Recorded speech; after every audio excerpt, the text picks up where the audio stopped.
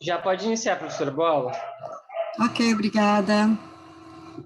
Bom, Ju, Alessandra, Giovana, vamos abrir as câmeras que eu quero olhar para a carinha de vocês.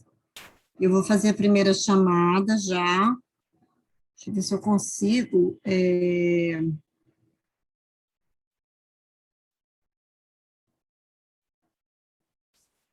Compartilhar com vocês a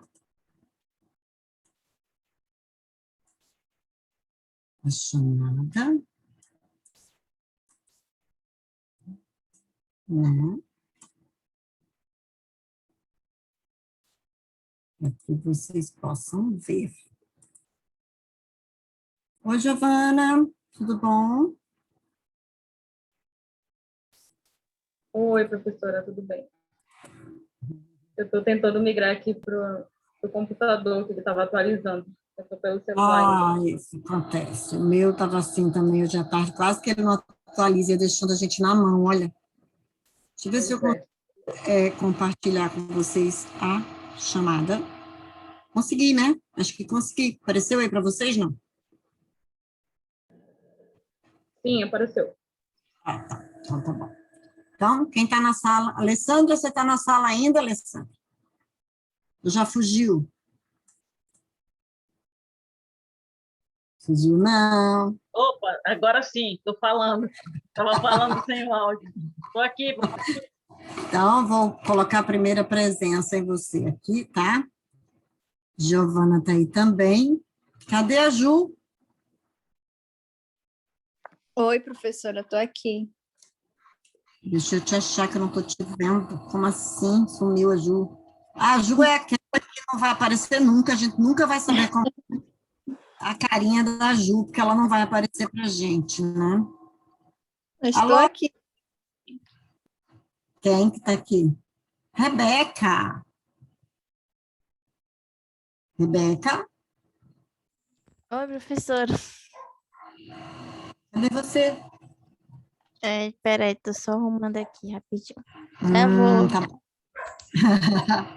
Não, eu só vou falar o seguinte, a Ju, eu acho que vai acabar o semestre, a gente não vai saber como é a carinha dela, mas tudo bem. Vou ter frequência de vocês, agora eu vou voltar para selecionar aqui nossos meninos do Ciências Contábeis, para eu fazer a chamada. Então, aqui a gente tem o Vitor Emanuel, que está presente. A Rebeca não está presente. O Rafael não está presente. E a Janara nunca veio para nossa aula, né? Que eu saiba. Rebeca? Rebeca está aí, né? Professora, eu cheguei agora. Ah, está aqui. Desculpa, Rebeca. Falha minha. Pronto, chamadinha de você. Eita. Agora eu vou descompartilhar, como diz o outro. Não sei nem se essa palavra existe, gente. Descompartilhar. Mas a gente descompartilha.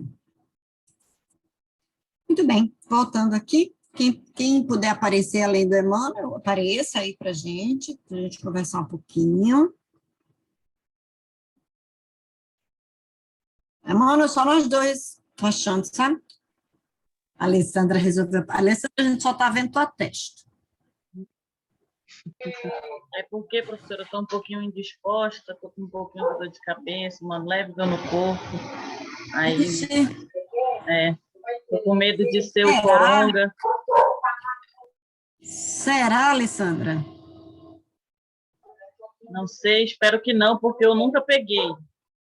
Isso, e ainda bem que não, viu? Porque se você tivesse tido a segunda, não é fácil. Todo mundo que pegou a segunda vez teve muita dificuldade, né? Mas tá bom, fica bem aí, tá?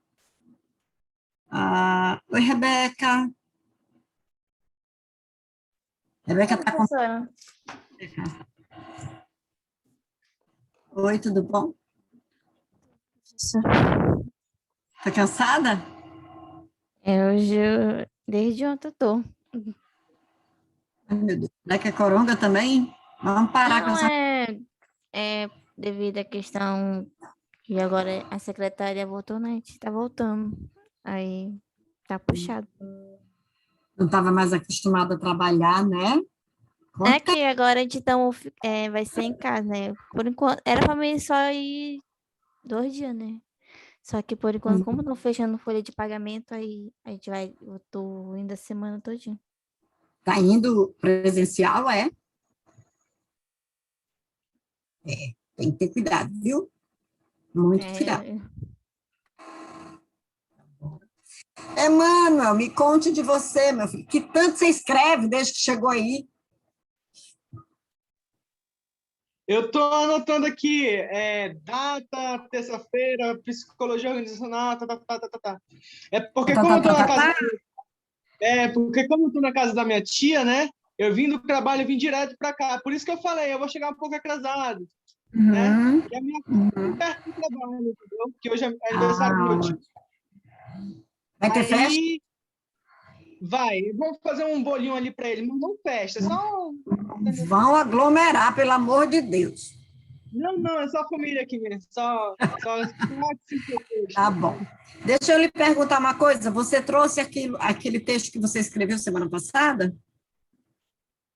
Eu digitei ele, professora.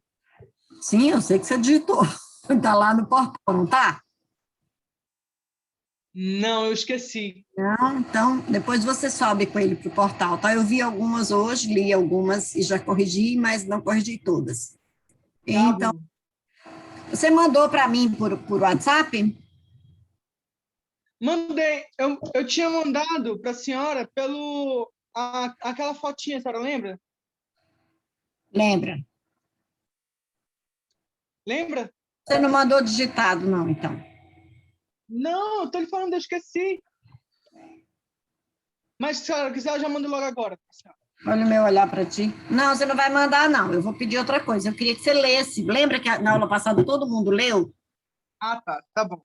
Eu queria que você lesse, porque hoje a gente vai falar um pouco mais específico, né? A gente vai começar a afunilar o tema, né? E começar a falar mais, aproximar vocês um pouco mais da psicologia organizacional e da própria administração, né?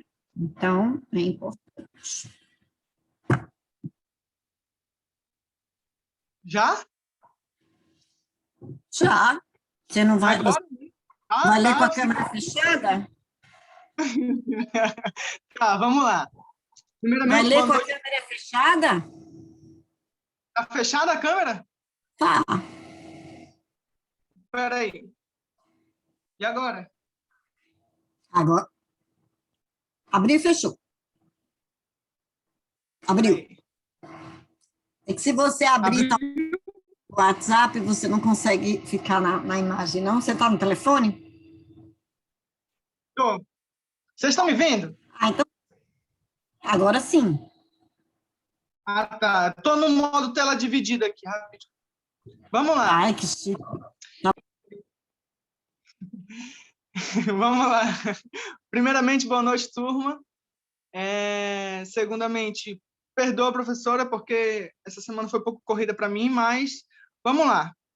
Eu vou colocar aqui, porque a senhora lembra que eu tinha feito a pesquisa sobre a psicologia organizacional, né? Não sobre a psicologia. Então tá, vamos lá. Ela é dividida em duas vertentes, tá bom?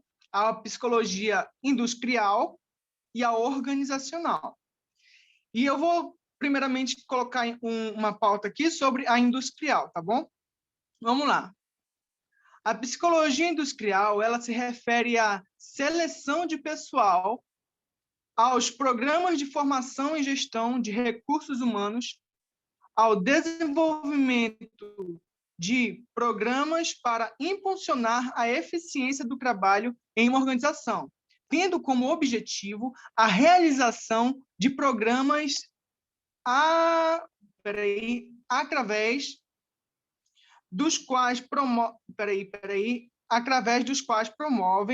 o desenvolvimento profissional dos trabalhadores, dando especial atenção à produtividade e, com isso, aumentando o desempenho da própria organização.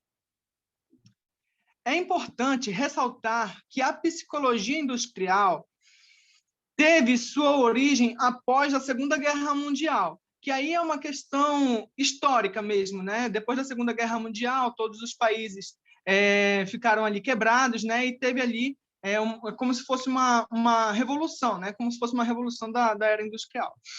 E aí foi quando ela foi começar a ser implantada nas organizações. E quando o trabalho... Peraí que deu bug aqui, professora. Quando o trabalho tomou uma nova dimensão. Isso significa que os trabalhadores não buscavam somente a estabilidade econômica com seus salários, mas também criar um ambiente de harmonia, né? Porque como era uma era bem complicada, né? Depois da Segunda Guerra Mundial, tudo isso, eles não queriam somente colocar as coisas no trilho novamente, né? Não queriam somente colocar a estabilidade econômica deles ali da organização nos trilhos, mas também eles queriam voltar a ter uma boa relação tanto com os seus colaboradores, né? Que muitos foram despedidos, né? Não é uma questão histórica. E também relações com o exterior, né? E aqui ela fala que ela busca um modo de vincular cada trabalhador com seu cargo mais adequado. Ela busca vincular o trabalhador com seu cargo mais adequado e de suas principais competências, tá bom? Essa aqui foi a psicologia industrial. Vou trazer aqui um pouquinho sobre a psicologia organizacional. Ela se empenha em resolver os problemas relacionados com a gestão de recursos humanos ou gestão de pessoas. Dentro de uma empresa, para isso... Espera aí, professora.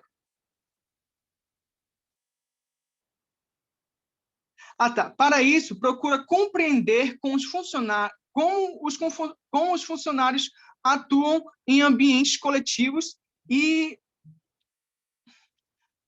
analisando as atitudes dentro do ambiente de trabalho.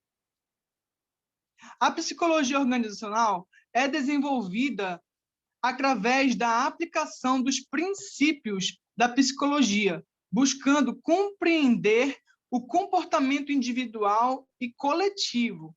Tanto é, professora, que nas entrevistas, né, hoje, elas fazem entrevista em coletivo, né, em grupo, que é para eles realmente assim ver como que a pessoa reage, né, estando ali em grupo, se ela é uma pessoa comunicativa ou algo do tipo.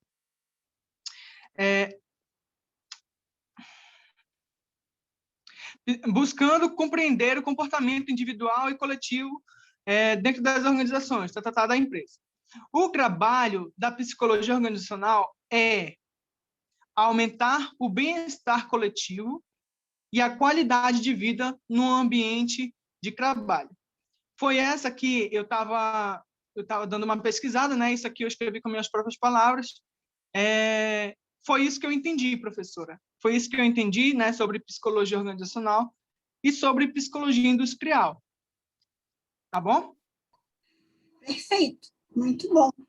Então, você já deu toda a introdução da nossa aulinha de hoje, não é? Que a gente vai trabalhar alguns temas aí, passando por todos esses pontos que você abordou. Só uma coisa que a gente precisa já ver de cara, tá? Não existe mais a divisão entre psicologia organizacional e psicologia industrial. A gente vai saber por quê. A outra coisa é que, em algum momento, com a graça de Deus, vai ser só psicologia, então não vai ter mais clínica, escolar, aprendizagem, vai ser só psicologia. Porque quando a gente pensa no ser humano, a gente tem que entender o ser humano em todos os seus contextos. Então, a gente é aluno, a gente é trabalhador, A gente é indivíduo, a gente é pai, a gente é mãe, a gente é filho, irmão, colega. Então, não dá para você dividir a pessoa toda esquartejadinha, igual o Jack fazia, né?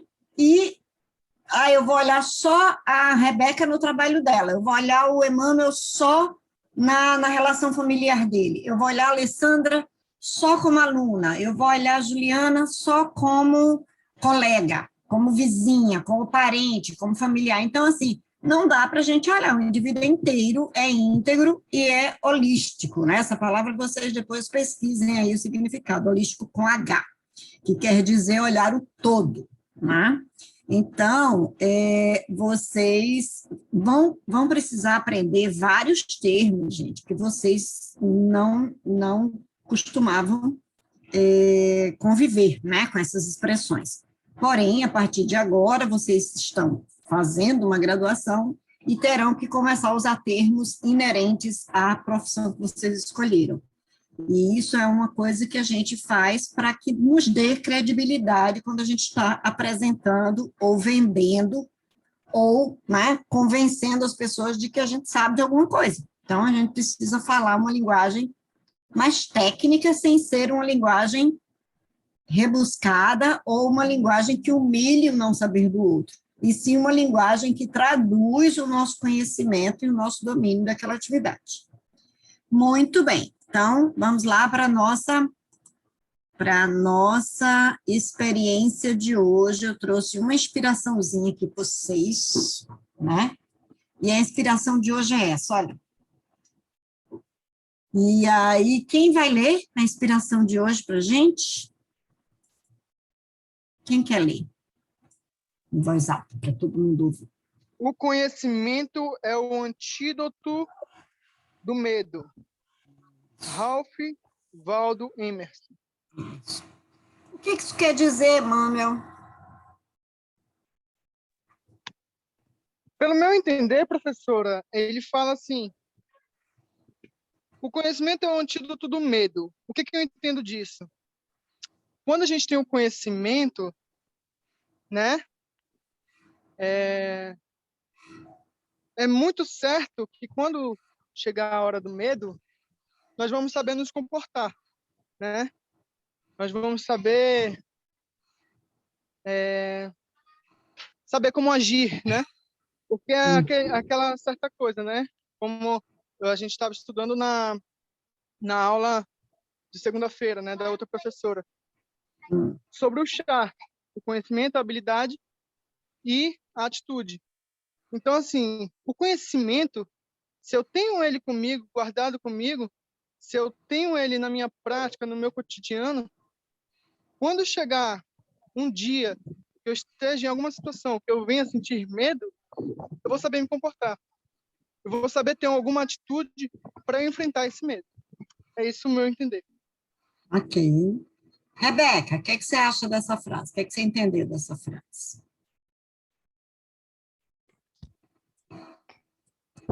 No meu entender,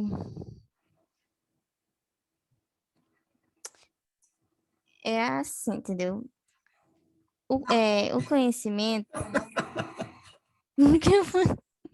Você falou assim, é assim, entendeu? Eu disse, não. A gente se diverte, Rebeca, vamos lá. Deixa eu tentar explicar aqui. Isso. O conhecimento, ele... Assim, tem vez... Eu vou dar meu exemplo de minha pessoa, entendeu? Tá bom. Tem vez... Eu não sei se a senhora já passou... Acho que a senhora não passou por isso, não. Já sentou em uma rodada com pessoas que têm um conhecimento, tipo, bem intelectual, entendeu? Assim. Aí você entende mais ou menos do assunto, entendeu? Mas não quer se enfiar no meio com medo de, sei lá, falar alguma coisa errada ou se comportar errado, alguma coisa, entendeu? Então, eu entendo nesse meu sentido, entendeu? Muitas vezes, o conhecimento, muitas vezes, o conhecimento ele vai além do que a gente possa imaginar, entendeu? Que a gente tem um conhecimento. Essa é a verdade, né? conhecimento é muito além. E muitas vezes, a gente, tipo eu, por medo, muitas vezes fico aqui, me excluo, entendeu? Mas se a gente for atrás, se a gente for buscar, se aprofundar, todo mundo, procurar a palavra, tem, hoje em dia tem internet, tem vários métodos de você se aprofundar, de conhecer, não precisa muitas vezes nem fazer um curso, alguma coisinha, só você pesquisar e buscar que você ganha isso, entendeu? Porque hoje em dia é praticamente de graça, entendeu? A internet, ela abriu pra gente de uma forma assim gratuita, entendeu? Você só não conhece se você não for buscar, entendeu? Então, muitas vezes, não é nem por medo, é porque a gente mesmo não busca. Esse é o meu modo de ver, entendeu? De entender. É isso mesmo. É isso mesmo. Você, por acaso, começou a ler? Professora, a senhora não precisa nem pedir. Por Eu quê? tô lendo direto, não se preocupe, professor. Eu só tô praticando mais ler em voz alta, entendeu? Eu leio pro espelho agora. Isso, leia em voz alta. Você tem, e isso você sabe, naquele primeiro dia eu falei, não leve nada para o pessoal, todos nós estamos. Então, eu prefiro eu falar para você aqui agora do que alguém falar em outro lugar, né? Então, você fica muito nervosa e aí você começa. Primeira coisa que a gente faz quando a gente está muito nervoso é respirar. Então, a gente para, dá uma respirada, porque o nosso cérebro ele funciona com oxigênio, né? Então, a gente dá uma respirada para botar as ideias no lugar. E não precisa ficar se justificando. Você falou assim, a senhora nunca passou por isso. Você não sabe o que é você assistir uma aula depois de muitos anos, como é o meu caso, né? Quando eu fui fazer o mestrado 2 anos atrás, uma aula com um dos 5 maiores professores do mundo, né? E aí você se sente desse tamanho, você diz, meu Deus do céu, eu não sei de nada, né? E, na verdade, é isso mesmo, a gente não sabe de nada.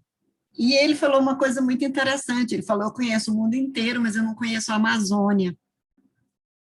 E é meu sonho conhecer a Amazônia. Então, assim, e a gente mora na Amazônia. Então, assim, nessa hora, eu me igualei com ele, né? Porque ele tinha muito saber, mas ele não conhecia a Amazônia. Eu tinha menos saber que ele e eu conhecia a Amazônia. Então, de alguma forma, os conhecimentos, eles se complementam. Então, assim, a leitura para você em voz alta, a recomendação é para que você pronuncie as palavras de forma mais correta. Você fala bem, você traz mas como você tem um vocabulário, me parece, um vocabulário restrito, você não consegue encontrar as palavras para expressar o que você está pensando. E isso a gente só adquire com a leitura. Ou assistindo, né, filmes e prestando atenção como as pessoas constroem os argumentos e as falas. Então, você é muito novinha, tem muito tempo para isso, mas a leitura é o caminho, tá bom? Então, é mais ou menos isso, é mais ou menos a gente olhar para outra pessoa que sabe mais e a gente ficar com medo e querendo se esconder, é muito isso, né? Antídoto, todo mundo sabe o que significa antídoto? Professora, eu queria falar a minha percepção dessa frase, posso? Tu queria, Alessandra? Não quer mais, não? Queria. Oh, meu Deus! Abra sua câmera com essa sua carinha doente que eu quero lhe ver. E o seu microfone. Tá. A senhora está me ouvindo? Tô, querida.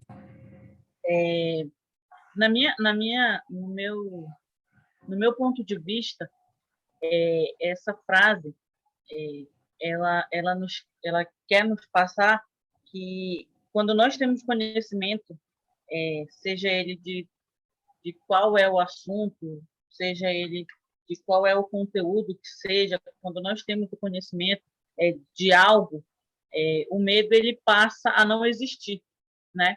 Exemplo, vou dar um exemplo aqui, Covid, né? A tão temida Covid atualmente. Nós só temos medo dela porque ela é algo que nós não conhecemos. Exatamente. Agora, se fosse outras doenças que já são conhecidas, que já tem tratamento, que os médicos já sabem como tratar, nós não teríamos medo, porque nós já teríamos o tratamento, nós já teríamos os remédios, nós já teríamos tudo à disposição. Nós só temos medo da Covid porque nós não a conhecemos, né? Até um tempo desse, você foi nós cirúrgica na sua compreensão. Pode continuar falando. até um tempo desse até um tempo desse nós nem tínhamos vacina. As vacinas que nós temos à disposição, elas não são nós não nos deixam imunes. Então é tudo algo muito desconhecido, né? Então esse é o meu ponto de vista.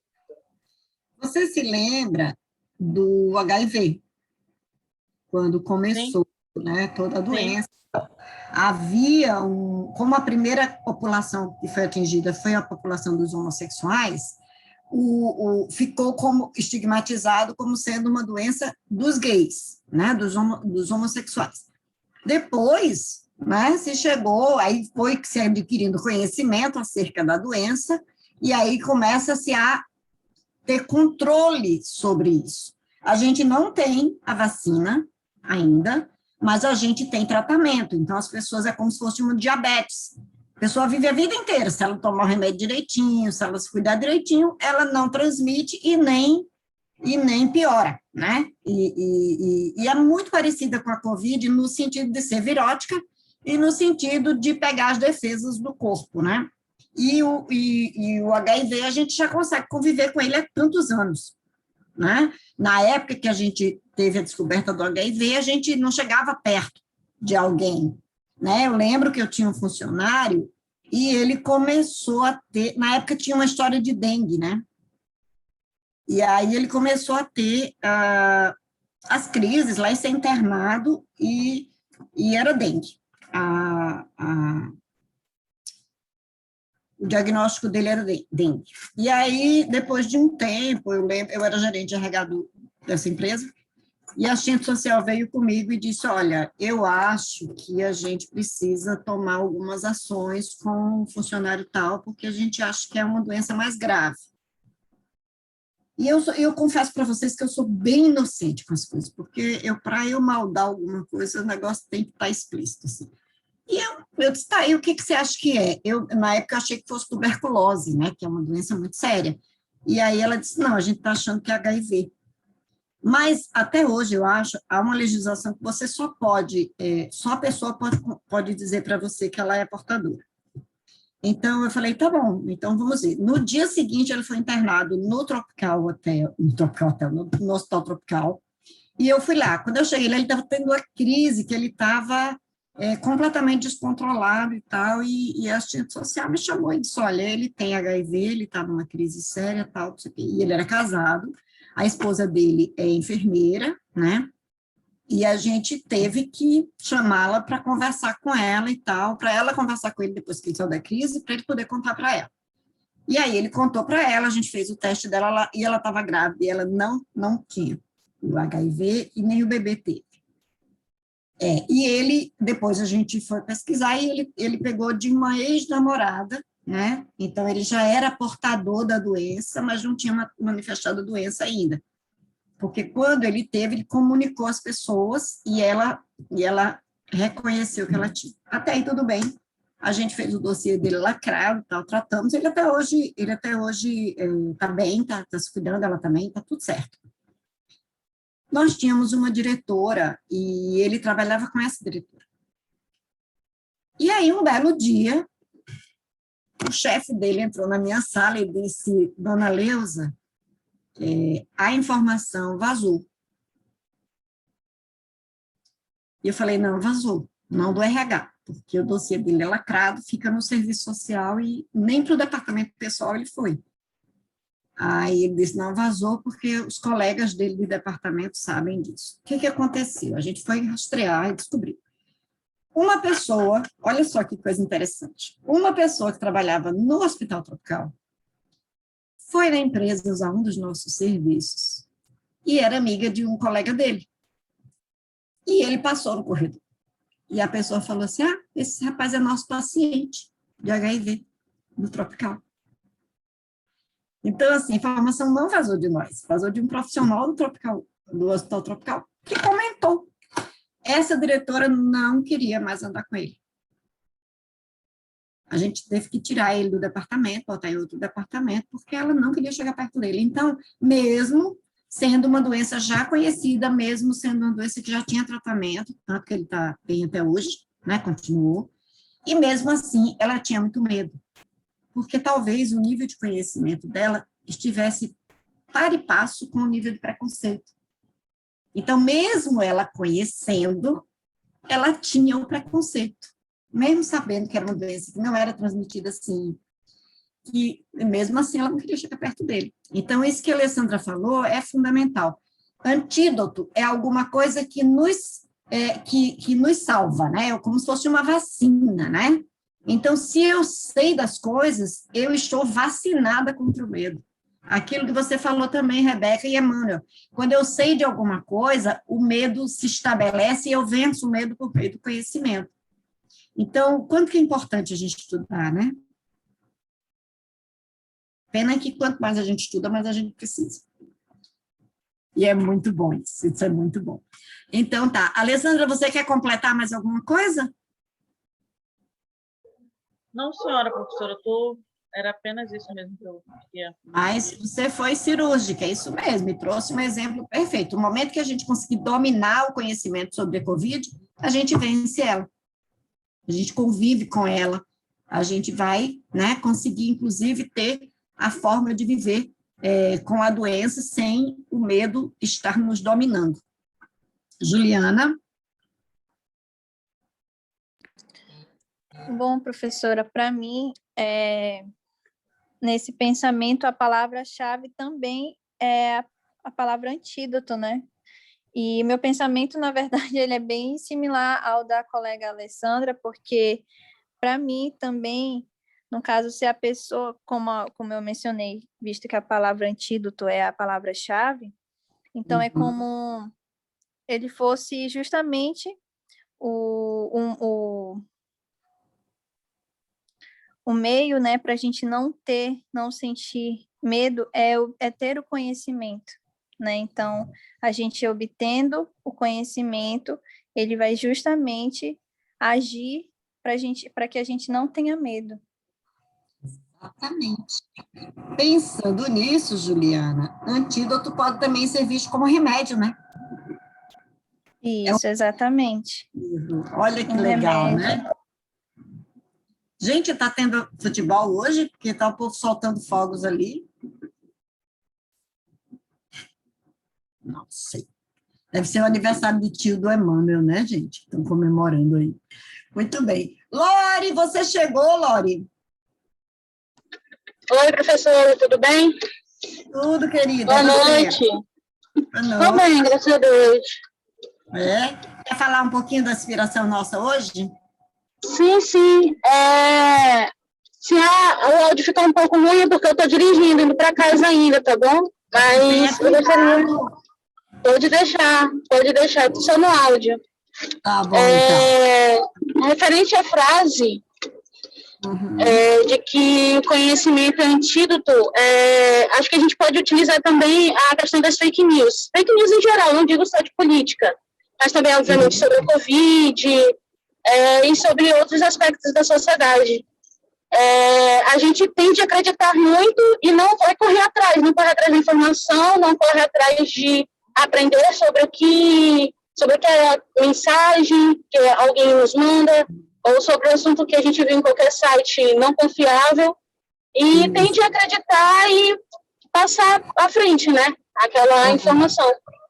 Então, é preciso ter cuidado e é preciso ir atrás e estudar e ter certeza do que está falando. Para não gerar medo, não gerar pânico, não gerar desinformação para os outros. Exatamente. E em todos os aspectos, né? Exatamente. Falou, você me lembrou de uma coisa interessante. Eu faço parte de muitos grupos, né? Grupos de vagas e tal, e não sei o quê. E aí, um dia desse, a minha sobrinha é jornalista, e ela mandou ela costumava mandar, todo domingo, ela mandava para a gente a relação das fake news da semana, né? Nossa. Ela mandava a relação dizendo, informando que eram fake news, né? Que é do site do Bob. Então, tinha lá, quais são as fake news da semana do dia 10 ao dia 17, por exemplo, né? Não compartilhe, não, em cima, assim, já vinha com tudo, né? Não compartilhe, não acredite, não mencione e tal, não clique no link, várias orientações e a lista, né? Para que você... Que massa! E aí eu coloquei no grupo. Alguém tinha postado fake news e eu fui lá pesquisar e falei para ela, ela disse, eu vou lhe mandar dessa semana. E ela me mandou e eu coloquei no grupo. O pessoal me cancelou, né? O pessoal veio para cima de mim, colocou assim, como é que você coloca uma lista de fake news? Eu falei, primeiro tem que ler o que tem em cima. Não é abrir e ver lá. Vou te aqui, Dia da Mulher, e você vai lá e clica, não, leia que ali é uma lista de fake news. Aí eu tirei, como é que chama? Eu deletei a informação, pedi para a administradora do grupo deletar, porque estava dando um rolo, ou seja, também tem essa coisa, né? A pessoa não leu, clicou, viu que, né, que era alguma coisa que precisava informar os dados, tal, quando voltou lá, aí alguém também já estava falando, e aí, ou seja, às vezes você tem a informação, mas você não tem o conhecimento. Exato. Tá? Então, elas tinham a informação ali, mas elas não assimilaram que era uma informação justamente para não clicar, né? Para não cair no golpe. E elas estavam achando que eu estava postando fake news. Olha só para a minha cara. Tudo que o povo posta, eu vou lá no boato.org. Quando eu não acho, eu fico quieto, mas quando eu acho, eu já coloco, né? E já digo, gente, é fake news, cuidado e tal. Não clique.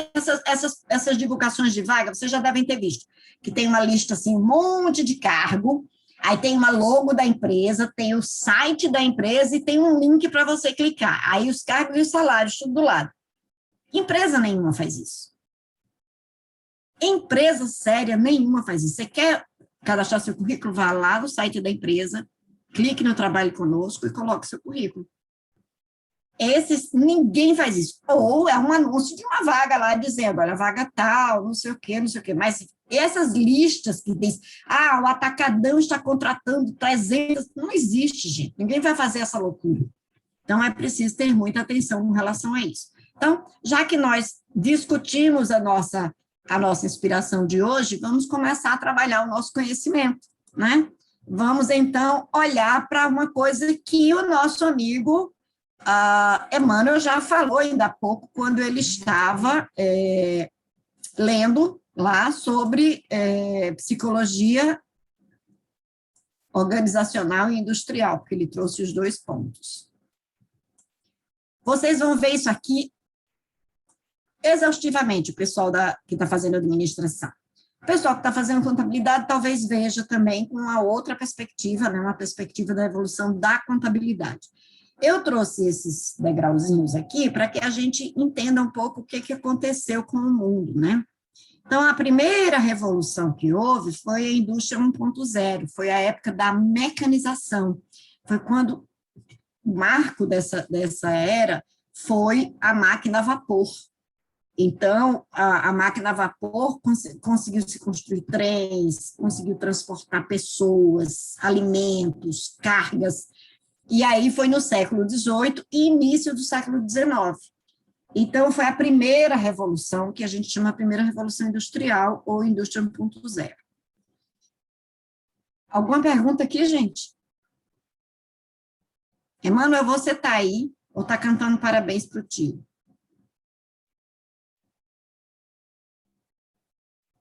Emmanuel fugiu, gente. E eu esqueci de avisar para a Emmanuel que eu sou bruxa. Eu vou toda vez pegar vocês quando vocês fugirem, não tem jeito. Não tem jeito. Mas o Emmanuel trouxe a questão aí, né, da evolução e tal, e produtividade, não sei o que, a gente vai chegar lá. Então, a primeira revolução foi a indústria 1.0. Na sequência, outro marco da evolução da indústria foi a indústria 2.0, foi quando a eletricidade foi descoberta. E aí, foi de 1850 até a Primeira Guerra Mundial, que terminou em... Não vou lembrar agora. Depois vocês pesquisam aí quando é que terminou a Primeira Guerra, que eu não vou lembrar agora. Mas acho que foi 35, 36.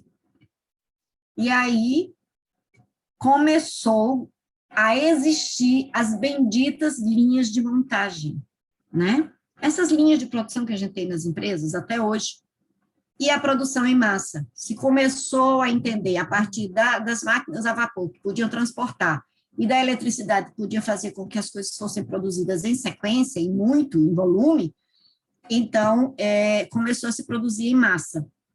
Aí, depois, né, isso na Primeira Guerra, depois teve a indústria 3.0, que foi logo depois da Segunda Guerra Mundial.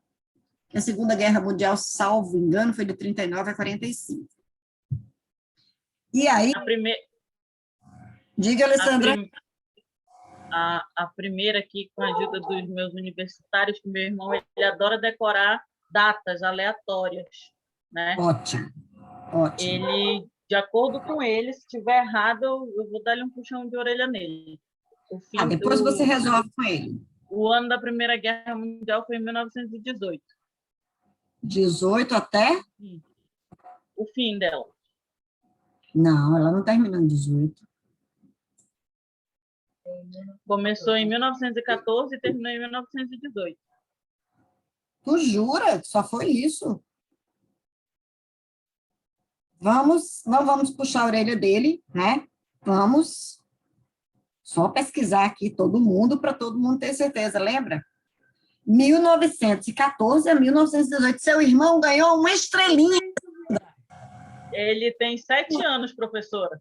Ai, que menino máximo, gente. Adorei essa criança. Olha aqui, a Primeira Guerra Mundial foi uma guerra global centrada na Europa, que começou em 28 de julho de 14 e durou até 11 de novembro de 18. Tá correto mesmo. Tá correto. Esse menino é um espetáculo, gente. De todo mundo se organizarem duas alianças opostas, os aliados e os impérios centrais, a Alemanha, a Áustria, Hungria. Aí a gente vai ver a Segunda Guerra aqui, né? A segunda, eu sei que terminou em 45, porque meu pai lutou lá, né? Ah, muito bem. Engraçado, Alessandra, eu fiquei na dúvida, porque eu achei que a Segunda Guerra tinha sido na sequência da primeira logo, entendeu? Foi não, né? Foi de 39 a 45. A segunda eu sabia, porque eu ouvi a vida inteira dentro de casa, né? Papai contando. Então, se eu não soubesse também. Então, a Segunda Guerra foi um conflito militar global, que durou de 39 a 45, envolvendo a maioria das nações do mundo, incluindo todas as grandes potências organizadas em duas alianças, os aliados e o eixo. O eixo era a Alemanha, né? E os aliados eram os outros povos, que depois o Brasil se aliou à Itália, e a gente ganhou lá. Meu pai lutou na Batalha de Monte Castelo, que era um monte muito importante, que foi ali que começou a derrota dos alemães, e os russos começaram a invadir para o dia D da invasão da Normandia. Nossa, é uma maravilha. Professora? Oi. O pai da senhora ainda é vivo? Não, amor. Ele faleceu em setembro do ano passado, com 99 anos e 7 meses. Ele faria 100 anos agora, dia 2 de fevereiro.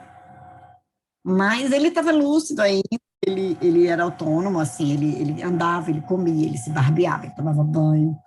Mas ele teve a gente chama de AVC estomacal, intestinal, que é igualzinho um AVC do cérebro. Rompeu uma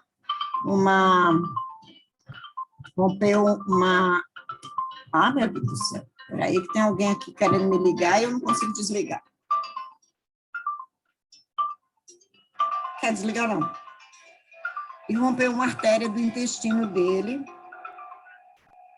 Eu estava indo para lá, era meu aniversário no domingo, dia 27, e eu ia chegar na quarta. E no sábado ele passou mal e foi internado, ainda sobreviveu a 2 cirurgias no domingo e outra na terça, mas aí tinha comprometido muito do intestino dele. Então, se se ele sobrevivesse, ele ia ficar com aquela alimentação pela veia, né, parenteral, e aí, graças a Deus, Papai do Céu levou ele tranquilo, sem muito sofrimento, ele só sentiu dor em casa. Quando rompeu, né, depois lá no hospital a gente foi sedado, ele não teve sofrimento. Graças a Deus, esperou chegar, eu visitei, fiquei 1 hora com ele na UTI. Desculpa, professora, por falar, tocar nesse assunto. Não, Eu sempre quis conhecer alguém que já lutou na guerra assim, né? Que é bem raro, entendeu? Que deve então, ser muito legal escutar as histórias, entendeu? ele contava tudo, ele tinha uma memória excelente, então ele contava tudo. Não, mas assim, eu lido muito bem com isso, porque eu acho que ele viveu muito bem, e ele faleceu sem sofrimento. Então, para nós, foi a melhor coisa do mundo. Meu pai era uma pessoa muito boa, apesar de ter visto as piores atrocidades na guerra, ele era uma pessoa muito bem-humorada, muito boa. Então, assim, a gente não queria que ele sofresse, tanto que o tempo todo que eu fazia as orações lá com ele na UTI era: vá, né, vá tranquilo, que o senhor já deixou sua família aqui maravilhosa e tal. E ele foi homenageado como herói de guerra, tudo. O enterro dele foi muito bonito, né? Na sequência, acho que agora em janeiro, se eu não me engano, faleceu, só tinham 2, ele e mais um. E o outro já tinha 102 anos, e também era lúcido, o seu Antônio. E ele faleceu também, ele infartou, né? E aí não conseguiu sobreviver. Então, agora já não tem mais. O meu pai dava palestra para os soldados e tal, nos quartéis, né? Tem uma árvore que ele plantou lá no quartel da minha cidade, quando eles chamaram os ex-combatentes para plantar árvores e deixar com o nome deles. Então, assim, ele teve uma vida muito bonita, meu pai, graças a Deus. Embora tenha... falando aí, eu até fiquei emocionada. Olha que linda que você é. E realmente, e depois, e aí eu conheci, né, eu fui à Alemanha, eu fui à Itália, na Itália eu me emocionei na Catedral de Florença, porque foi lá que teve a missa, e eles, quando eles, né, ganharam, foram libertados, estava tudo certo, já voltando para o Brasil, eles tiveram uma missa na Catedral de Florença, e eles encontraram os amigos que eles achavam que tinham morrido, porque eles se perderam lá no campo de batalha, né? Muita gente e tal, eles se perderam, então eles achavam que tinham pessoas que tinham morrido, já que chegou na missa, eles se encontraram. Olha que lindo que ele contava. Então, muita história bonita. Temos fotos, né? Mamãe tinha muito ciúme das italianas, porque ele tinha fotos italianas muito bonitas, e meu pai era muito bonito. Meu pai era muito bonito, então... Minha mãe também, então estava tudo certo, né? Mas, voltando a isso, agora, então, teve... Emmanuel, a gente descobriu que você tinha fugido, tá?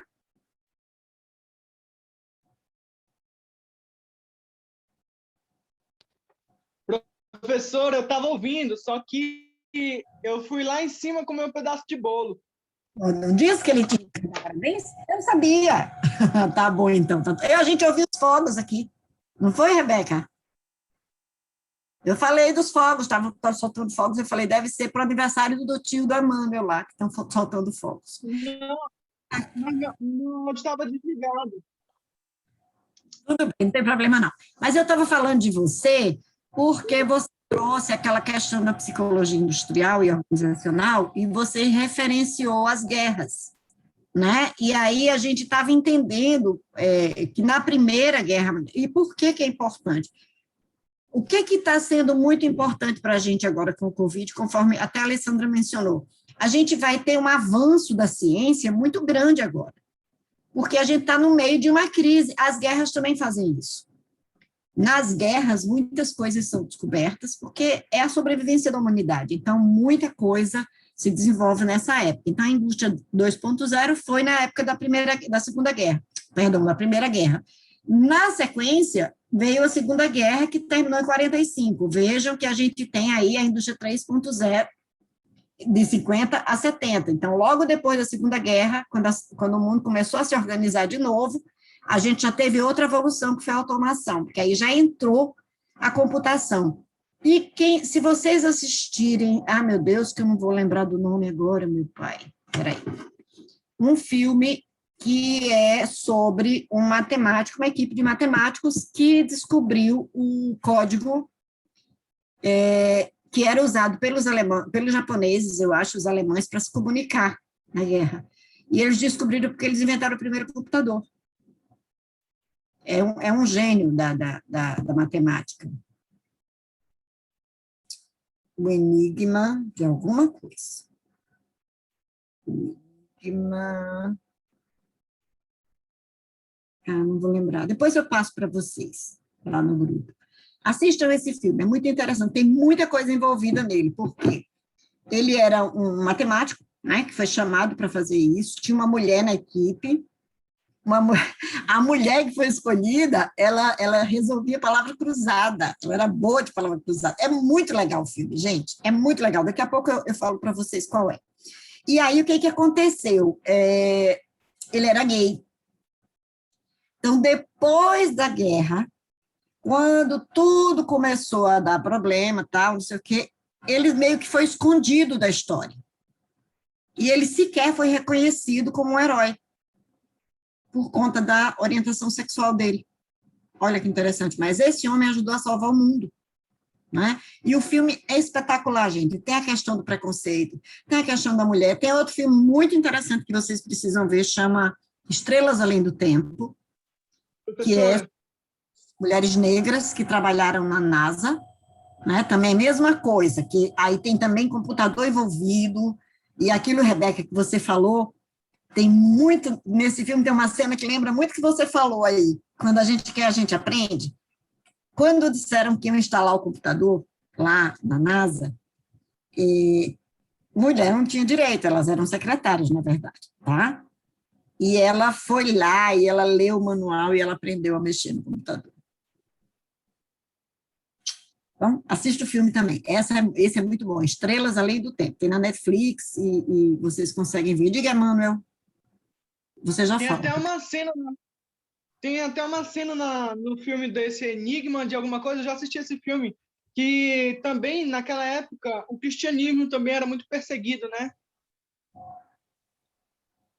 Tu tá confundindo os filmes aí, viu? Inclusive, esse próprio rapaz, que era homossexual, descobre que um dos rapazes da equipe dele era cristão. Ele vê a Bíblia. Era um judeu, isso. Mas é porque a guerra era dos alemães contra os judeus, né? Foram 6 mil judeus mortos nos campos de... Muito bem, é isso mesmo. Muito bem. Descobre Qual o nome do filme? A gente está tentando lembrar, mas o da... Eu não lembro. É o Enigma. Estrelas Além do Tempo, é o das negras, das pretas, né? Que acho que agora a gente tem que falar preta. Das pretas, que é espetacular. Inclusive a questão da discriminação pela cor, né? Então, assim, de novo, a nossa inspiração de hoje é o conhecimento sendo um antídoto do medo. Então, o quanto que essas pessoas que vieram antes de nós desbravaram tudo para que a gente estivesse aqui hoje estudando. Olha que interessante, né? Mas filme sobre... Peraí, eu vou achar aqui. Filme sobre... código, a quebra do código. Código. A teoria do sei lá o quê. O jogo da imitação tem nada a ver com enigma. Eu ia falar esse que eu tô vendo aqui, e tá aparecendo esse, jogo da imitação. É esse? É esse mesmo. Esse mesmo. Não sei por que eu achei que tinha enigma na história. Mas assistam esse também, tá? Olha, o que vocês puderem assistir de filmes que sejam baseados em fatos reais, em história, vai ser interessante para que vocês também ajudem vocês a entenderem a administração e a contabilidade, ok? Então, voltando aqui, a indústria 3.0, o computador começou a ser desenvolvido na Segunda Guerra Mundial, e aí, nos anos 50 a 70, o computador foi aperfeiçoado e desenvolvido. E estávamos nós, né, nos anos 2000, entrando na indústria 4.0, que é a era dos sistemas cyberfísicos, os dias atuais, internet das coisas. Vocês já viram, né, já devem ter visto que Você hoje controla, tem um aparelhinho chamado Alexa da Amazon, que você controla o ar-condicionado, a luz, não sei o quê, manda ela fazer as coisas. Eu acho ela bem burrinha, mas o pessoal gosta dela. Ela nunca sabe me responder as coisas. Eu pergunto para ela, ela diz, eu não sei. Desculpa, eu não estou entendendo o que você está falando. Então, eu brinco com a Alexa demais, mas tudo bem. Mas isso é a internet das coisas, ou seja, a gente vai ter, já tem, né? Geladeira que faz a lista para você do que está faltando. Geladeira que diz o que está vencendo na geladeira. Então, assim, as coisas vão fazer... E todas essas revoluções foram para melhorar a nossa vida. Olha que interessante, né? Aí a gente estava bem no meio dessa revolução da indústria 4.0, veio quem? Covid. Bagunçou o mundo, né? Mas o que tem de interessante? A gente está falando de psicologia organizacional. Então, por que a gente está falando sobre essa evolução da indústria? Porque, até então, todas as revoluções anteriores à 4.0 substituíam as nossas habilidades humanas mecânicas por ferramentas e máquinas. Ou seja, um aspirador de pó faz o que a gente fazia varrendo, né? Uma geladeira gela coisas, então conserva coisas. Antes a gente tinha que salgar as coisas, armazenar, não muito, porque a gente não tem inverno aqui, mas nos lugares que o inverno é muito rigoroso, você tinha que salgar, reservar, e aí chega a geladeira, chega o gelo, e aí, maravilha. Depois, o trator, né? A colheitadeira, tudo isso transforma o trabalho que era manual em trabalho da máquina. Porém, a indústria 4.0, ela está substituindo as nossas funções mentais. Então, aquele robozinho que limpa a casa, a gente liga ele limpa a casa inteira, ele volta para a base para se recarregar, ele diz que ele está cheio, ele passa o pano na casa, ele faz um monte de coisa, só que não só físico, né? Não só o que a gente fazia fisicamente, ele pode ser programado para você fazer enquanto você não está em casa, você pode ligar, a Alexa liga ele à distância. Ela não sabe responder as coisas, mas sabe ligar o robozinho à distância. Ela abre o portão, ela liga as luzes, ela aciona os alarmes, então, assim, as nossas funções mentais estão sendo substituídas. Então a gente tem que ter muito medo, porque a gente vai perder emprego. Vai. Vocês vão ver um vídeo que eu fiz, que eu gravei do canal, que eu vou hoje, a tarefinha final da aula, para vocês verem quais são as competências que a gente já tem que buscar desde agora, né? Para a gente poder evoluir. Então, isso nunca aconteceu antes. Por isso que estamos todos na mesma linha de partida, todos estamos aprendendo de novo, porque o mundo é meio como se estivesse começando do zero. Entenderam essas evoluções? Vocês que estão estudando administração vão ver os autores que estão envolvidos em cada etapa dessa da indústria, depois nas matérias de vocês. Aqui é só para vocês terem uma ideia. E aí a gente olha hoje o mundo e pergunta se ele ainda é redondo, gente. Né? É uma reflexãozinha. Se hoje a gente está aqui agora, e se a gente abrir o computador, a gente pode ver alguma coisa acontecendo ao vivo lá nos Estados Unidos. Então, assim, o mundo continua sendo redondo, pelo amor de Deus, tá, gente? Não vão na corda lá do povo do Bolsonaro que diz que a Terra é plana, não. Não é plana, não, mas ela é plana no sentido do conhecimento. Então, a gente, como você disse, Rebeca, a internet trouxe para a gente uma possibilidade infinita de acesso ao conhecimento. Né? Então, é importante que a gente comece a olhar e a entender que a gente precisa cavar mais, que a gente precisa exigir mais, que hoje não é suficiente, você já vai falar, Rebeca, que hoje não é suficiente assistir 4 horas de aula com a professora Leusa, não é nada, com tanto de coisa que a gente já falou aqui, que precisa ser visto para entender e tal. Então, assim, isso aqui é só, oi, tudo bem? O resto está aí para a gente estudar e a gente precisa, senão a gente vai perder a concorrência. Fala, Rebeca. Não é que a senhora começou a falar, né, do conhecimento grátis, né, e tem um livro que, eu primeiro assisti o filme, né, que é O Traidor, né, do Snowden, e ele aprendeu tudo, eu fiquei tipo, nossa, que no livro ele detalha tudo, né, como foi que ele fez, tudinho, né, e ele fala que ele aprendeu tudo pela internet. Ele só ia para a escola mesmo, só mesmo para dormir, que ele passava a noite estudando. Para ter Ele certificado. passava a noite na internet aprendendo tudo. E isso é para a escola para dormir, né? Aí os professores perguntavam dele às vezes as coisas, aí ele olhava, ele se saía, tipo assim, ele pegava uma coisa bem aqui que o professor falava e se saía, entendeu? Falei, Ele nossa. tinha conteúdo, porque ele tinha conteúdo, né? Outra coisa, uma coisa que a gente até falou no último IDA Talk, porque o Jobs, não sei se é o Jobs, algum desses aí que inventou essas coisas, né, que ficou multimilionário, deixou a faculdade, não terminou de estudar.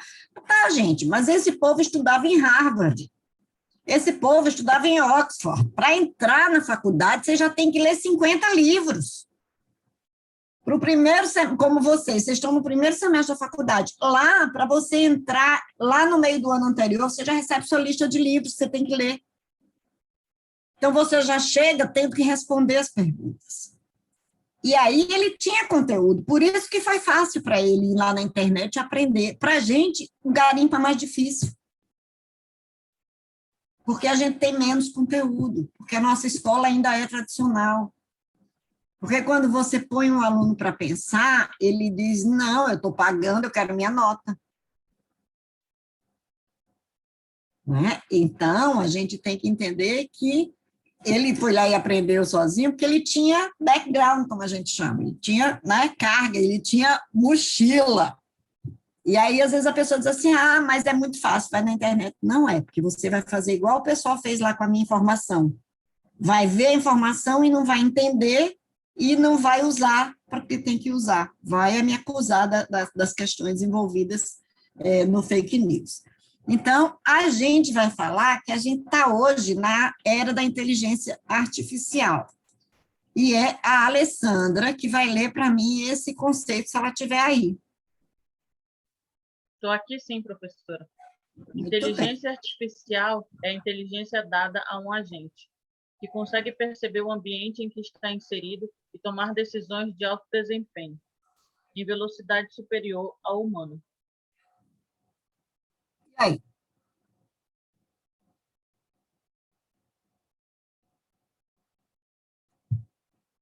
E aí?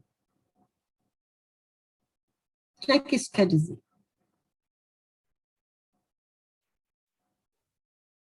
Quer dizer que, por exemplo, como até um tempo atrás, né? Na minha época de escola, antes, para eu resolver uma questão, eu tinha que buscar em um livro, ler bastante, para eu poder desenvolver uma resposta para aquela questão. Hoje, a minha irmã, meu irmão, para eles responderem uma questão da escola, de uma tarefa, enfim, basta só digitar no Google e aparece lá tudo detalhado, exatamente o que deve ser respondido, o que a professora busca, o que a professora quer, enfim. Hoje tem até site para resumo de livros. Se quer fazer um resumo de um livro, você vai buscar lá no site, que o site mesmo dá o resumo do livro. Então, a inteligência artificial, ela foi preparada para que ela pensasse muito mais rápido, que entregasse muito mais rápido do que nós, seres humanos, somos capazes de fazer. Exatamente, porque a gente tem que ocupar nossa cabeça com outras coisas. A gente tem que ocupar nossa cabeça transformando essa informação em ação, para que isso se transforme em conhecimento. Porque também não adianta eu morrer de ler na internet e não saber o que fazer com isso. Não compreender, não aplicar, não transformar numa ação. E aí a gente vamos é ótimo, né? Meu português agora foi perfeito. A gente vai falar do seguinte, vamos falar de inteligência artificial no carro autônomo. Aquele que anda sozinho. E com a graça de Deus vai chegar aqui logo e eu vou poder comprar para não ter que dirigir. Com a graça de Deus. Porque você pede o carro pelo celular. Aí eu vou ver se eu acho um videozinho para mandar para vocês no WhatsApp. Ele vem, para, é igual o Uber, só que sem motorista. E aí você entra, clica, bota o dedinho lá na tela, dá ok para ela começar e ela começa. E aí ela vê mais rápido o ciclista, ela vê mais rápido alguém que vai atravessar a rua. O ser humano, se ele estiver olhando para o celular, ele atropela alguém, porque ele não tem rapidez suficiente, reflexo suficiente para tomar a decisão mais acertada. Só que a máquina, ela é ensinada e ela está aprendendo. Vocês vão ouvir falar nisso no curso de vocês em Machine Learning, que é aprendizado de máquina. As máquinas já estão aprendendo também a elas mesmas resolverem problemas, novos problemas, né? E aí, Alessandra, sem consultar o Google ou na internet, de quando você acha que é esse conceito?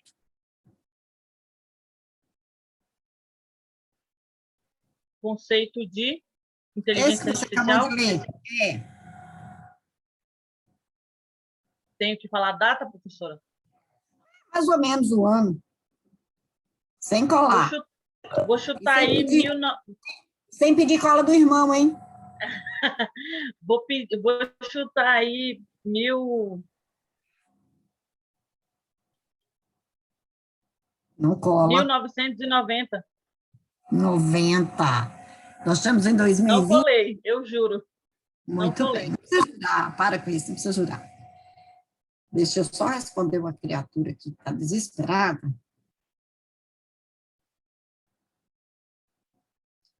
1990. Quem quer chutar outra data sem colar?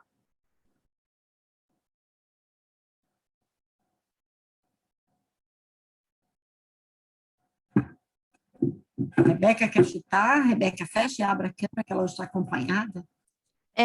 1800 Peraí. 1889, eu acho. 1889. A gente ainda nem tem descoberto a eletricidade. Não. Né? Vamos voltar lá para a gente ver, ó. Aqui. Ó. 1900. Ops. 1850 foi descoberto a eletricidade. E a automação só foi a partir de 1950. Então, a inteligência artificial tem toda uma ligação com a automação. Então, no mínimo, foi depois de 1950. Quer chutar de novo? Viu como é importante a gente ver a informação e avaliar e analisar para poder responder? Né? Depois de 1950, quanto? Se a eletricidade, né? Então, vamos colocar 1870 Aqui, ó. Vem aqui. a 71, a 60, por aí assim, dá para se dizer. Não, 60 ou 70 são 10 anos de diferença. Tu escolhe um aí no meio. 60, vamos botar 60. Muito bem. A Alessandra botou 90, né? Lore está por aí ainda, Lore? Lore deve ter chegado em casa, está saindo do carro, coitadinho. Ju, quer chutar, Ju? Sem colar, Ju. Bom, analisando esse ponto, né, desses anos de 1950, eu vou chutar 1965. Boa, muito bom. Então, vamos já ver quando foi que o professor escreveu esse conceito, né? Lá em Stanford, 1956. E a gente está falando em inteligência artificial agora, né? Em carro elétrico, não sei o quê. Olha quando começou a ser desenvolvido, as ideias.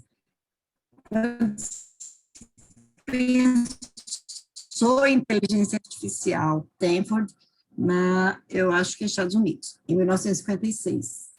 Esse conceito, né, estabeleceu o conceito. Então, o conceito de inteligência artificial diz, você dá a inteligência a um agente, que é uma coisa física, né, que não é uma pessoa, e ela entende, ela mapeia, por exemplo, você quer limpar a sua casa.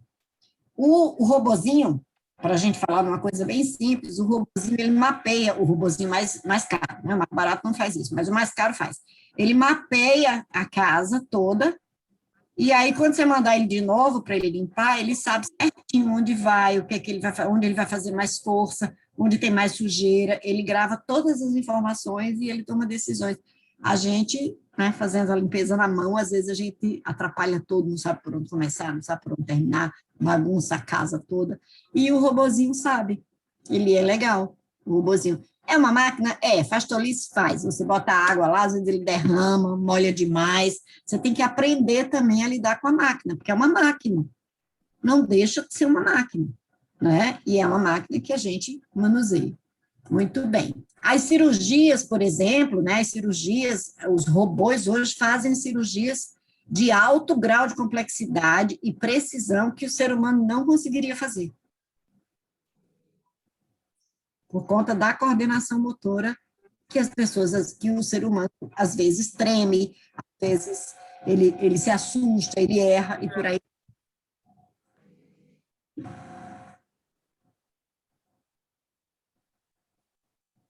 Não. Então, a gente está vivendo uma revolução que é tecnológica e humana, né? E essa revolução ela vai transformar tudo que a gente, como a gente vive, como a gente trabalha, como a gente se relaciona. Há algum tempo atrás a gente já falou sobre isso, né? Essas coisas todas eram só para quem trabalhava em grandes empresas, para quem trabalhava com tecnologia da informação, que podia se comunicar via vídeo, em videoconferência, tinha até um aparelhinho que ficava em cima da mesa, uma maior coisa, tinha que ter uma sala, tinha que ter um teto. Agora você pega isso aqui, você fala aqui, né? Você assiste aula aqui na mão. Então, em escala, a gente nunca viveu essa revolução, né? Já era uma revolução. Tem isso em YouTube. Olha, ela me respondendo, eu nem falei com ela. Encontrou o quê, mulher? Eu falei a palavra escala e ela me respondeu, tá?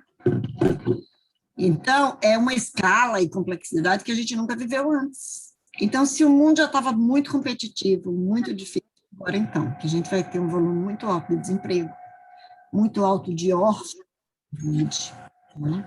Ju, teu microfone está aberto.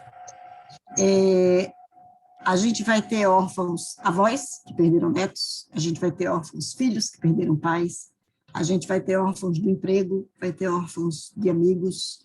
Então, a gente vai ter que honrar quem se foi e fazer um mundo melhor. E é a nossa obrigação, vocês estão no primeiro período, então, vocês que vão mudar o mundo daqui a 5 anos, com a graça de Deus, tá bom? Então, para chegar até aqui, foi preciso muito estudo, não foi fácil, não. Então, o Emmanuel, ele disse o seguinte, dividido em industrial, a psicologia é dividida em industrial e organizacional.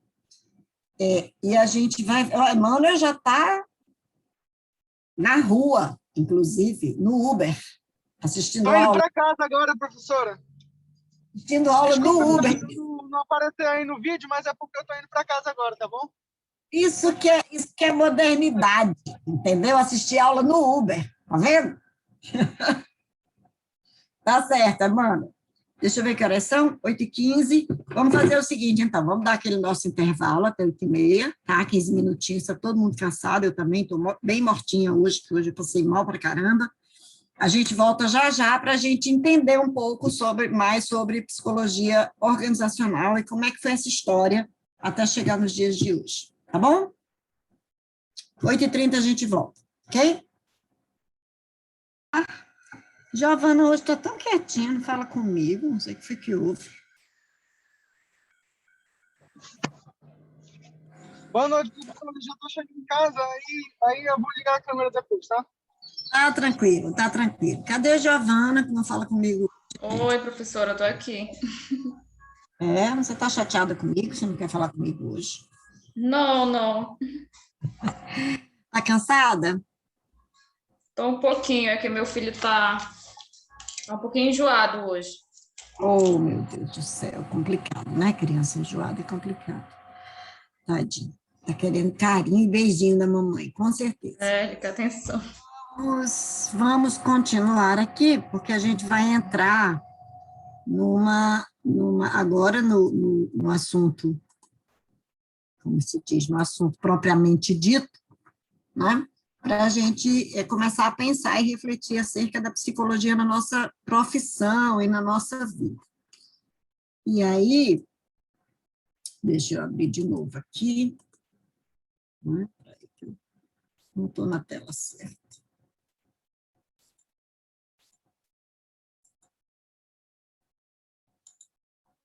Apareceu para vocês?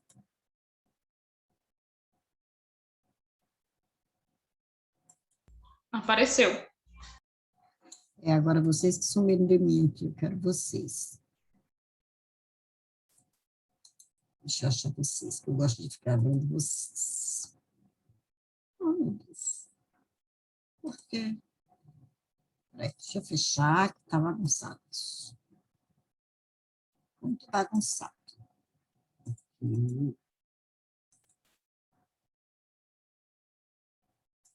Stop share.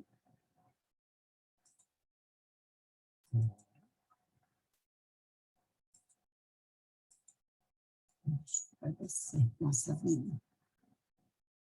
Eu acho.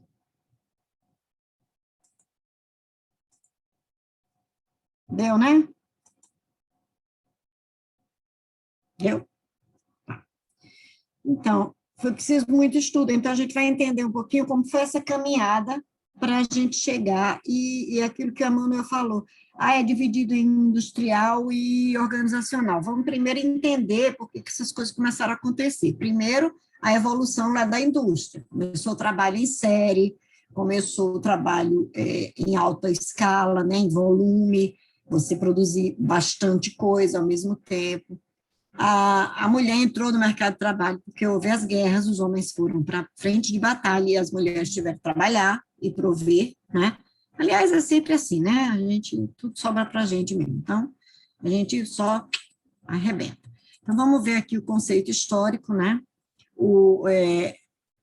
Não dá para a gente demarcar muito quando que esse campo profissional, ou qualquer campo profissional se estabelece, né? A gente coloca lá tanto as revoluções industriais, a gente coloca como sendo naquelas datas, mais ou menos naquele período, né? Mas não diz, nesse dia, né, aconteceu tal, não. Então, a ciência, o campo profissional, o campo científico, ele vai se desenvolvendo, em algum momento ele se estabelece, e aí ele vira mesmo uma ciência.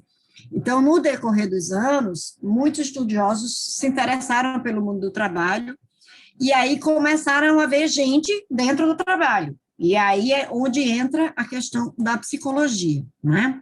Lá em 1899, lá bem depois da Primeira Guerra, foi criado em Modena, na Itália, um laboratório, Patrizzi, né, que era um estudioso, ele criou um laboratório para pesquisar a fadiga, ou seja, o cansaço no trabalho. Mas eram coisas pontuais, então ele estudou isso. No laboratório dele lá, ele criou algumas técnicas. Dizem, né, que o primeiro psicólogo a escrever sistematicamente sobre o tema trabalho, ou seja, de começar a escrever sobre isso, foi Hugo Mustenberg, né, que era um alemão. Ele escreveu um livro intitulado Psicologia e Eficiência Industrial. Veja que ainda usa a palavra industrial, né, porque a indústria estava começando a crescer em 1912, um pouquinho antes da Primeira Guerra Mundial. Ele escreveu o livro, na sequência, esse livro foi publicado em inglês também, em 1914, talvez, logo no início da Primeira Guerra, ele foi publicado em inglês. Então, ele é o marco considerado por muitos, lembrem-se, não é a resposta definitiva. Muitos autores consideram como ele sendo o que começou a brincadeira da psicologia industrial, né? Começou a juntar uma coisa com a outra.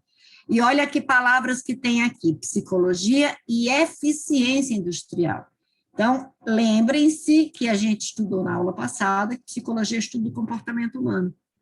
Então, ele está dizendo, o estudo do comportamento humano vinculado à eficiência da indústria. Olha que coisa interessante, ainda não está olhando gente como gente, né? Está olhando gente vinculado ao resultado da indústria. E aí, depois também o Kraepelin e o Mosso na Itália, simultaneamente, eles estavam estudando aspectos psicofisiológicos relacionados à carga de trabalho. De novo entra a fadiga, né? Mas também já entra aqui motivação, alguma coisa de motivação, alguma coisa de de reações físicas, estresse, alguma estava se começando a pensar, mas nos anos 90, olha como demorou, né? Ele saiu lá em 1912, começou a pensar no assunto, e lá nos anos 90 se estruturou melhor. E o Larry, na França, né, foi um dos precursores da utilização dos testes na seleção de trabalhadores.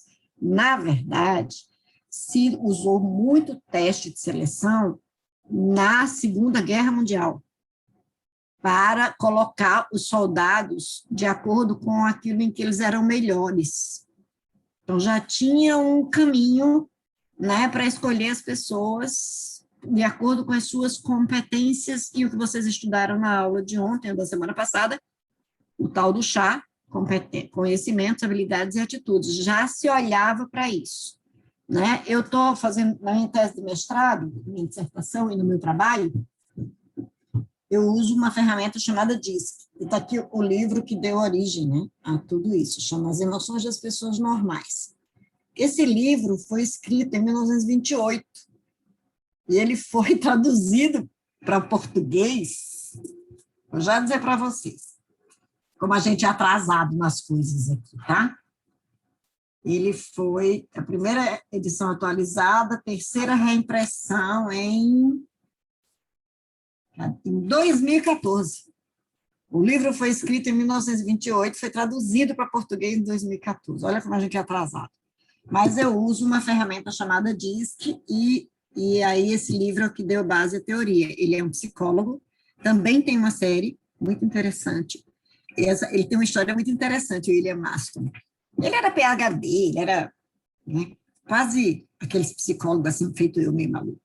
E ele via o mundo de uma forma diferente. Então, ele ficou pensando o seguinte: por que que todos os super-heróis são homens?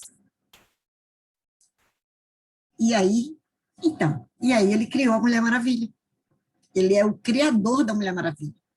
Então, ele já via o mundo de um jeito diferente, tão diferente que ele teve não sei quantas esposas. Então, esse seriado que estava na HBO, vou localizar depois para falar para vocês, se vocês acharem na internet, ele teve a esposa e tinha uma outra, era uma coisa interessante. E é a história dele, na verdade, não é a história do livro nem nada, mas é a história dele e os relacionamentos dele. Interessante também de ver. Mas eu não sei do nome do filme agora, é uma série. Acho que são 5 ou 6 capítulos, eu vou ver e depois eu falo para vocês. Então, ai, gente, minhas fontes estão atrasadas aqui, mas essas foram as fontes que a gente consultou, né? E são as fontes citadas para a gente fazer esse resumo. Então, vejam que as coisas não começaram olhando as pessoas, se começou olhando outra coisa, né? E aí ele, né, o Mustenberg, o alemão, ele abriu um novo campo de atuação para a psicologia, que até então era só clínica. Era só clínica. Ou era notadamente clínica, como é até hoje. As faculdades até hoje. Giovana, abre a tua câmera aí. Oi, professor. Dá para abrir a câmera? Dá para ver. Não, dá para abrir a sua câmera. Eu quero lhe ver. Peraí, rapidinho. Eu quero lhe ver, que eu não lhe vi hoje. Mas eu abri no início. Só para dizer oi, e foi-se embora, sumiu da minha vida. Hoje só a Rebeca está me dando bola e a Alessandra, mas a Alessandra fica escondida também. Né, Giovana, que até hoje as faculdades trabalham com foco na clínica? Não foi você que fez psicologia? Clínica, sim. Ah, tá. Parei no segundo período. Uhum. Você sentiu um pouco isso na faculdade? Sim, eu senti. Se valoriza muito? Realmente, isso valoriza muito essa parte clínica. É muito engraçado, porque as pessoas todas querem ser clínicas numa cidade notadamente industrial como é Manaus. Exatamente. Tinha pode falar. Tinha até um professor que ele pegou a naturalidade de todos os alunos e começou a fazer um debate e dizer para a gente ir para a nossa cidade natural, né? Para entrar no mercado lá, porque aqui em Manaus já está superlotado, principalmente a área clínica. de profissionais. Vou dar nele, mas tudo bem, deixa quieto. Deixa que tá lotado, não. Tem muito lugar para profissional bom. Tem muito profissionalzinho ruim no mercado. Mas a gente tem muito emprego na área organizacional em Manaus, porque nós somos eminentemente uma cidade industrial. Ocorre, como eu falei no primeiro dia de aula, não dá para você falar em psicologia isoladamente. Psicologia é psicologia. Então, assim, eu vou ser clínica, aí as bichinhas abrem o consultório, meu Deus do céu, ficam lá as moscas, né? Por quê? Porque para você fazer um nome numa carreira, qualquer que seja ela, você precisa remar, precisa trabalhar, mostrar serviço e tal. E a demanda por clínica, até então, antes da Covid, não era tão alta. As pessoas consideram terapia muito cara, muito elitista e tal, e não é, né? Tem muito serviço gratuito. E aí, o que acontece? Até então, a clínica, como até hoje, ela é mais valorizada do que as outras atividades, até porque existe um preconceito com a psicologia organizacional de que a gente faz as coisas para o empresário, ou para a empresa, não é? Em vez de olhar para o funcionário. E, na verdade, não é nada disso. Quando a gente aplica a ciência corretamente, a gente atende os dois objetivos. Mas a gente vai chegar lá.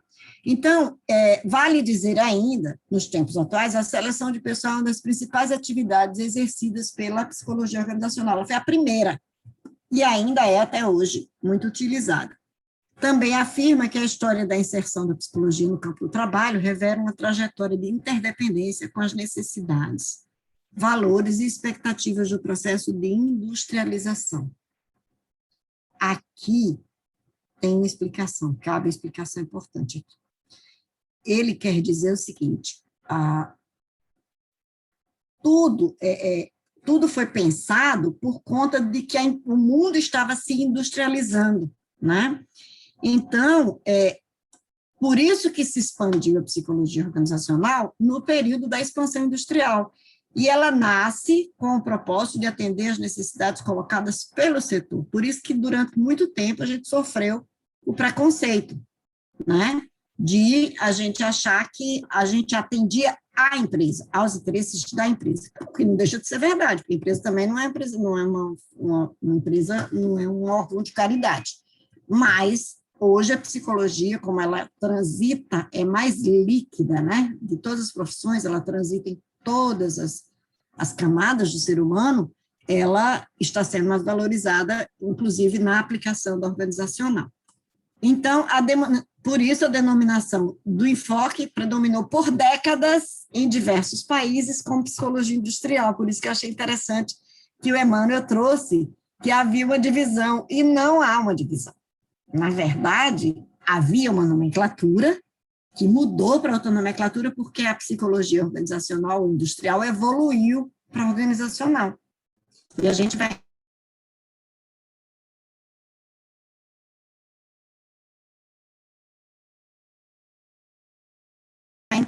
Frederick Taylor, tá? Deixa eu ver, não está querendo. O Taylorismo foi revolucionário, né? Foi revolucionário. Ele era um engenheiro e ele fez um experimento sobre produtividade, né? Rendimento, máximo de produção e rendimento com o mínimo de tempo e esforço.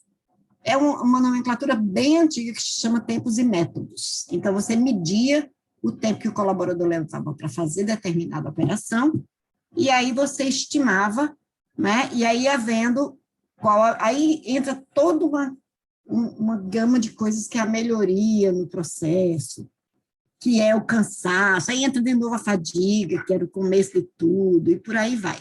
Estudem Frederick Winslow Taylor, que vocês vão ser muito perguntados sobre esse homem no curso de administração, tá? E ele, né, tudo que ele queria na vida, e o Emmanuel falou também, quando ele estava lendo o texto dele, sobre produtividade. Era só isso que se buscava, ninguém estava olhando o ser humano, estava se olhando a produtividade e a eficiência. Né? A psicologia tentava se firmar com ciência, porque até então ela era considerada um ramo da filosofia, e da fisiologia, ou seja, ninguém sabia direito o que era psicologia, se era filosofia ou se era medicina. E aí, no final das contas, ela foi, né? E aí vocês falaram disso semana passada, né? A base foi o behaviorismo e a psicologia comportamental. Daí se desenvolveu a psicologia organizacional, porque o behaviorismo era aquele estímulo e punição. Então, se você fazia bem, você era estimulado, se você fazia errado, você era castigado. Então, vocês falaram sobre isso quando estudaram os principais ramos da psicologia. E a psicologia comportamental, que é, na verdade, né, o desenvolvimento do behaviorismo, que é você treinar em ensaio e erro e ficar treinando para a pessoa ir melhorando naquilo que ela faz, e só aquilo. Ela não precisa pensar, ela entra no automatismo. Por quê? Porque ela precisava produzir, precisava ser eficiente, produzir o máximo, o rendimento com o mínimo de tempo e esforço. Então, gente, entendam que aí era chamado de psicologia industrial. Até então, visto apenas pelo ângulo de que eu posso pegar as pessoas e fazê-las produzir mais. Mudou muita coisa? Um pouquinho, né? Mas ainda se procura fazer com que a gente trabalhe mais com menos, né? Aí a Segunda Guerra Mundial, que a gente já falou sobre isso, né? Muitas técnicas foram desenvolvidas nessa época, nesse período. O personal assessment, vocês vão ouvir esse termo muito, que nada mais é só um nome, está sendo gravado, eu não posso falar nenhuma coisa muito assim, né? Mas é um nome cheio de frescurinha só. Na verdade, é um mapeamento das pessoas. Assessment é mapeamento, traduzindo para português. E aqui, que eu falei para vocês que eu uso uma ferramenta, é o outro livro, que é grande também, que é o DISC Assessment, que aquele livro lá que eu mostrei antes deu acesso a essa ferramenta, deu origem a essa ferramenta, e várias outras ferramentas que a gente vai estudar também. Vocês vão fazer um trabalho, um seminário no final sobre as ferramentas de mapeamento, porque como vocês não são psicólogos e vão contratar serviços, vocês também precisam entender que tipo de serviço vocês podem contratar, de um psicólogo ou apenas de alguém que tenha formação em outras ferramentas. Mas esse mapeamento já começou lá na Segunda Guerra. Treinamento, né? Treinamento estruturado também foi muito desenvolvido durante a Segunda Guerra Mundial, porque tinha uma coisa interessante na Segunda Guerra Mundial, gente.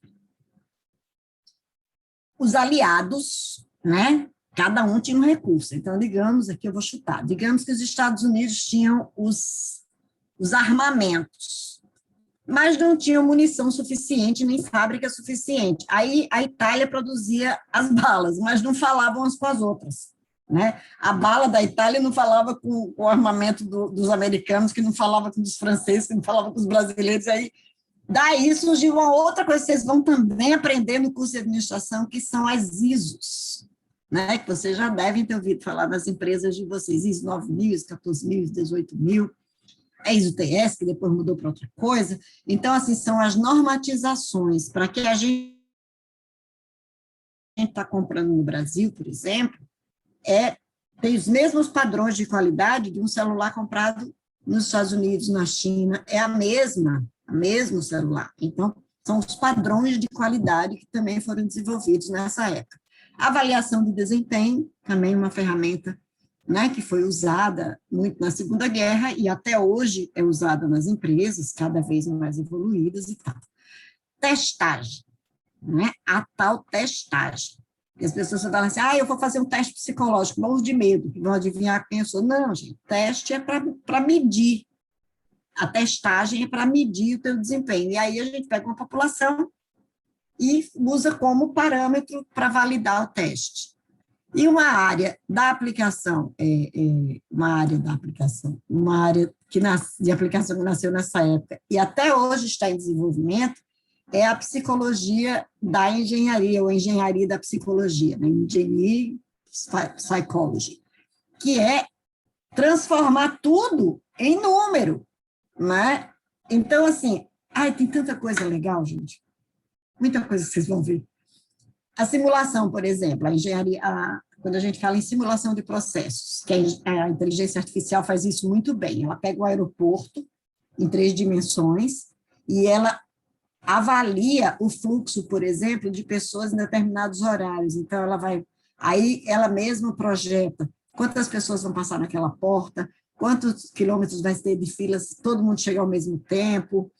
E aí eu estou trabalhando a engenharia e, ao mesmo tempo, o comportamento humano. Olha que coisa linda. Por isso que a professora de vocês foi fazer um mestrado em engenharia, gente. Então, a administração, ela é belíssima também, porque ela olha tudo isso, né? Ela tem acesso a tudo isso. A contabilidade também, né? Porque tem acesso aos números que são traduzidos pelo comportamento humano. Por exemplo, quando eu calculo uma folha de pagamento, eu estou traduzindo o comportamento daquele colaborador durante aquele mês no trabalho. Olha que coisa legal. Viram que eu sou apaixonada por esse negócio, né? Então, tá bom. Então, visa projetar equipamentos de acordo com as capacidades e limitações dos operadores humanos, que é outra aplicação da engenharia da psicologia, que é você trabalhar para o ser humano, ao contrário do que era naquela época lá, né? Quando se pensava só na produtividade e na eficiência. Se pensa hoje em condições melhores de trabalho, e aí o Emmanuel também trouxe saúde e qualidade de vida no trabalho, que é outra vertente que a gestão de pessoas traz. Então, né, a gente vai deixar para a próxima aula a ampliação do nosso repertório, que é a gente trabalhar agora, semana que vem, a gente vai começar a entender o que é competência, tá bom? Mas eu tenho, antes, o material já está lá para vocês, né? Então, eu vou sair daqui rapidinho, só para trazer para vocês a tarefa que vocês têm que fazer para a semana que vem. Deixa eu ir lá. Cadê a tarefinha? Essa daqui.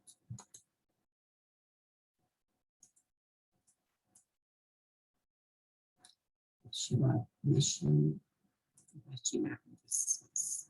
É uma tarefa que vocês vão fazer e vocês podem conversar com outras pessoas sobre isso, tá, gente?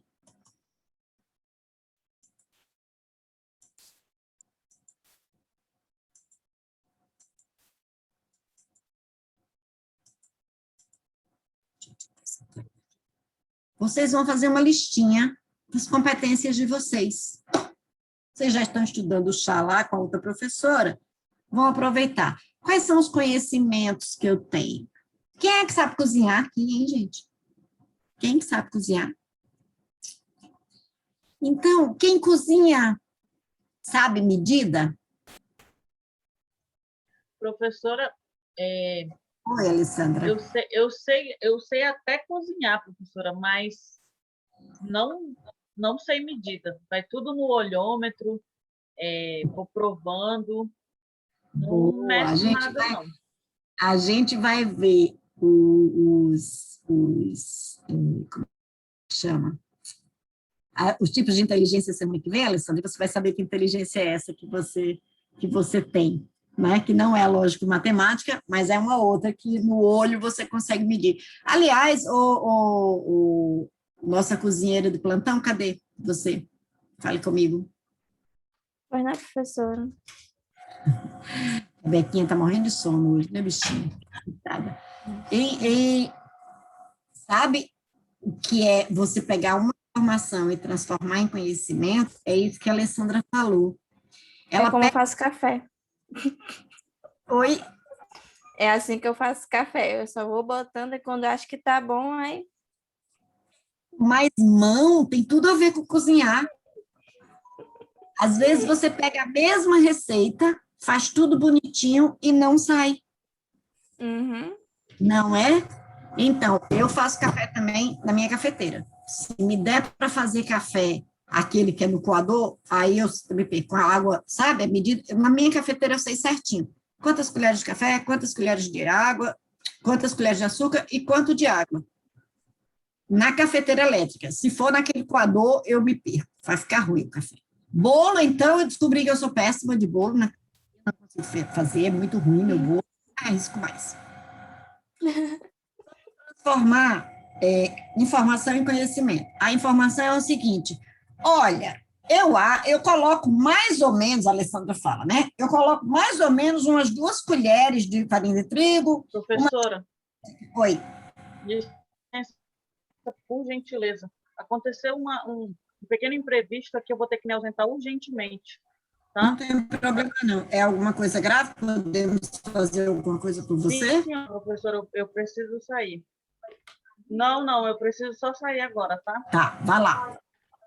Tá, vá lá, não se preocupem. Vá lá, fica tranquila. Obrigada por hoje. Depois você veja a tarefa que vocês têm que fazer, tá? Olha só, aí o que que acontece aqui? Voltando para o conhecimento. A Alessandra vai e fala que ela bota mais ou menos uma xícara, mais ou menos não sei o quê. Transformar isso em conhecimento é estruturar isso numa receita. É saber que nessa receita, se você usar 2 xícaras bem medidinha, tudo direitinho, vai dar certo. 1 colher disso, tá? Então, é isso. Agora, o jeito, né? A delicadeza tem a ver com a habilidade. Né? Aquela coisa da mão. Entendeu? E os comportamentos têm a ver com a atitude, fazer o melhor sempre. Né? Usar as medidas corretamente. A gente vai ver tudo isso na próxima aula. Então, essa é a tarefa que vocês vão olhar para vocês e vão ver quais são os principais conhecimentos que vocês têm, as principais habilidades, aquilo que vocês fazem muito bem, com muita prática. Por exemplo, tem gente que dirige muito bem, tem gente que conserta as coisas sem ter estudado, tem gente que costura sem ter estudado, tem gente que cozinha sem ter estudado, né? Sem ter feito um curso de gastronomia. Aí entra o quê? Lidar com números. Você que faz contabilidade, Rebeca, você disse, quando eu comecei a ver aquele negócio, eu descobri que eu gostava daquilo, né? Foi assim que você falou na aula passada. Então, você se apaixona pela coisa.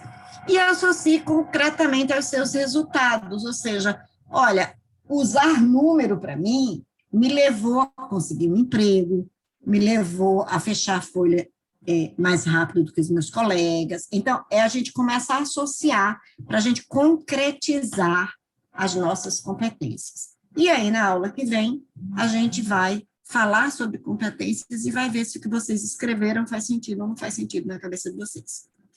Ok? Dúvidas? Não, professora, só lembrei de uma coisa agora. Lembre, meu bem. Não, no dia que o papai falou de fazer lasanha de pirarucu, eu fiquei, hã? Pirarucu? Aí eu fui na internet, né? Aí o homem explicava direitinho, né? Aí eu peguei o celular e botei na frente. E vamos ver se vai ser igual da internet, né? Aí, dizendo o pessoal, né, que ficou bom. Mas tem que fazer, acho que tem que fazer conforme o vídeo, porque a minha sogra fez e ficou salgado que só. Então, olha só, uma coisa é o conhecimento, é a informação está lá na internet. Fez, algumas pessoas disseram que ficou bom. Você está dizendo, não sei se você comeu, você comeu? Eu comi, viu, gostoso. Tá eu bom. achava que era ruim, mas é gostoso. Não, pirarucu é bom. Pirarucu de casaca é uma coisa maravilhosa. Então, aí a habilidade é o quê? É fazer igual a receita da internet ficar bom. Isso é habilidade, é prática, é fazer bem. E a outra pessoa foi fazer, ela errou alguma coisa. E aí ficou salgado. Né? Outro dia eu fui fazer graça. Eu já não cozinho quase nada, porque eu sou ruim nesse negócio, né? Aí eu aprendi cuscuz na pandemia, aprendi a fazer cuscuz, amo cuscuz, descobri, não sei como é que eu vivi tanto tempo sem cuscuz. Quem está aí?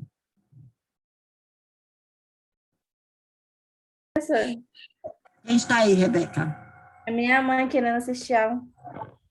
Ah, pode assistir, não tem problema não. O legal é que a senhora aprende, não tem problema. Olha, sua filha é muito boa aluna, viu? É, obrigada. Muito boa aluna. E cozinha bem, né? É, ela gosta de cozinhar. Quando a gente tiver aula presencial, ela vai fazer cachorro quente, ela já se comprometeu. É, ela faz. Gostoso. Tá vendo? Então, vamos voltar para a aula aqui, então, né? Boa noite. Boa noite. Aí, o que eu fui fazer? lá diz que é uma colher daquela pequenininha de sal para 2 xícaras da massa do cuscuz. Eu exagerei, peguei uma colher um pouquinho maior, não percebi que ela era uma colher. Porque é pequenininha, né? Tem que ser pequena. Eu peguei uma intermediária que tinha lá junto misturada, eu peguei. Nossa, ficou tão salgado o meu cuscuz. E olha que fica bom que eu ponho manteiga da terra, mas ficou tão salgado. Ou seja, uma coisa que mesmo eu tendo habilidade, ou seja, eu já sei fazer, você pode errar. Por quê? Porque tem a ver com comportamento. Eu não prestei atenção em qual era a colher que eu estava pegando. Então, é muito interessante quando a gente olha a competência, porque às vezes a pessoa diz, eu sou muito bom nisso, mas como é que eu concretizo isso? Concretizar que eu sei fazer cuscuz é eu dar um cuscuz para você experimentar, ou você dar uma lasanha para alguém experimentar, e a pessoa dizer, tá perfeito, a gente vai ver o quanto é isso importante na próxima aula. Tá bom? Rebequinha, querida, como ficou só você me olhando hoje, praticamente, pode resumir por que valeu a pena a gente ficar aqui hoje? Professora, valeu a pena. Eu vou printar isso aqui no grupo lá, viu? Para vocês. Professora, valeu a pena, porque até relembrei umas coisas da Segunda Guerra Mundial, entendeu? Eu não lembrava mais nem quando começava, quando terminou. E até me lembrei, eu gostei do irmãozinho da Alessandra, inteligente. Ué, menina. Que menina. 7 anos só, 7 anos. Me botou no chinelo. Botou todas nós, até eu que lutou na Segunda Guerra. Como é que pode isso, né, gente? Muito bem. Deixa eu ver se eu consigo copiar aqui. Eu já faço para vocês. Sim. Só por isso valeu a pena hoje, Rebequinha. Você não aprendeu mais nada? Não, professora. Eu posso dizer que... Assim, professora.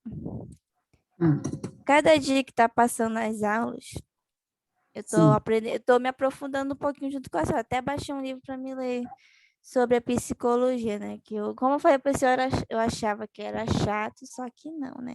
E conforme eu estou assistindo as aulas, estou vendo que a psicologia, ela, como é que o livro dizia? A psicologia, ela é uma parte fundamental quando na vida profissional, sentimental, ela já faz parte da sentimental, né? Mas na profissional, na nossa parte pessoal, comportamento com as pessoas. Então, eu estou me aprofundando, tipo, fora a parte das aulas, entendeu? Porque eu tô sendo sincera, eu não dava importância à psicologia, entendeu? Tanto que quando as meninas iam estudar psicologia, tá legal, né? Mas agora eu vi que não é essas coisinhas não, porque muita gente, o meu amigo uma vez ficou falando da minha amiga, né? Porque ela tava entrando em depressão, falou, menina, isso é frescura. E falou umas palavras lá que eu não vou falar aqui, né? Isso é frescura, né? Isso é coisa de gente, como é que ele falou? É que não tem o que fazer da vida. Só vai para algum lugar, vai sair. Ele é psicólogo? Não. Ele é médico? Não, ele só não tem empatia. Além de não ter empatia, então da próxima vez que ele começar a falar, você diz, você estudou? Ele vai falar, não. No início da aula, conhecimento é o antídoto do medo. Você está falando de uma coisa que você não conhece. Então, não vai ter credibilidade. Olha, a gente vai aprender tudo isso na aula, gente. Pois na próxima aula vai ser muito legal. E até passou a parte da evolução, né, da indústria. Então, pode ver que a psicologia ela entra até nessa parte, entendeu? Na parte das empresas, da evolução. Na verdade, tudo que a gente estuda tem um pouco da história, né? Então, é importante. Tudo misturado. Tudo junto e misturado, é isso mesmo. É tudo junto e misturado. Já botei aí no chat a tarefinha, tá? Quem quiser copiar e colar já pode. Emmanuel, porque valeu a pena, meu filho. Hoje foi sofrido, né? Porque foi na casa do tio, comeu bolo, passou mal, comendo bolo, né? E a gente com fome, tá certo. Depois pegou o Uber, foi para casa, porque valeu a pena hoje a aula. Microfone. Hoje o meu dia foi um pouco corrido. Saí um pouco tarde do trabalho, fui de ônibus para lá ainda. Cheguei Já estava um pouquinho tarde, né? Mas começou 7 horas na aula hoje, mas Sim. foi isso. Eu peço desculpa, professora, por qualquer inconveniência aí, tá bom? Não, não tem problema. Por que valeu a pena a aula de hoje? Por que valeu a pena? Porque acrescentou a mais no meu conhecimento sobre psicologia organizacional. E você viu Obrigado. como você trouxe informação que a gente usou na aula? Sim, percebi. Sobre a guerra, né? Sobre tudo, né? Sobre produtividade, tudo. Sim, Muito bom. percebi. Você Obrigado. Na verdade, ele fez a introdução da aula, né? Ele fez a introdução da aula, por isso que eu pedi para ele ler, tá vendo? Quase que E eu nem imaginava que ia ser isso, entendeu? Que bom, é que a gente já está caminhando agora para se aprofundar na psicologia aplicada à administração, né? Então, a gente já vai começar a ver quais as atividades do psicólogo, mas antes a gente tem que encher de conhecimento, encher de estofo, né, de informações, para a gente poder ter uma sustentação e seguir adiante, ok? Obrigada por hoje, Emmanuel, Rebeca. Giovana, por que valeu a pena? Giovana quer falar com a gente rapidinho? Oi. Valeu muito a pena essa aula de hoje, apesar de eu estar aqui com a câmera fechada, mas eu estava prestando atenção, sim. E o bebê? Tá com o pai agora. Tá ótimo. Me fez lembrar muito de um propósito que eu tinha, né, quando fazia faculdade de psicologia, que era me especializar nessa área de empresarial. Então, é algo que eu já trabalhava, né, dentro do RH, já fazia a avaliação de desempenho, montei todo um projeto voltado para essa área, e as meninas estão colocando em prática, continuaram, né, o projeto, melhorando sempre, e então essa aula mexeu muito comigo, porque realmente é o que eu fazia e é o que eu pretendo a um longo prazo, né, me especializar nessa área. Um dia você vai contar para a gente por que você deixou psicologia? Eu acho que eu acredito que eu tenha contado no início, foi porque eu mudei de setor dentro da empresa que eu trabalho atualmente, e esse setor está me exigindo esse conhecimento na área da administração. E assim, para o pessoal, né, eu acredito que vai me ajudar ainda mais atualmente, porque o meus planos é difícil de entender, mas eu pensei muito, estudei muito para fazer essa troca.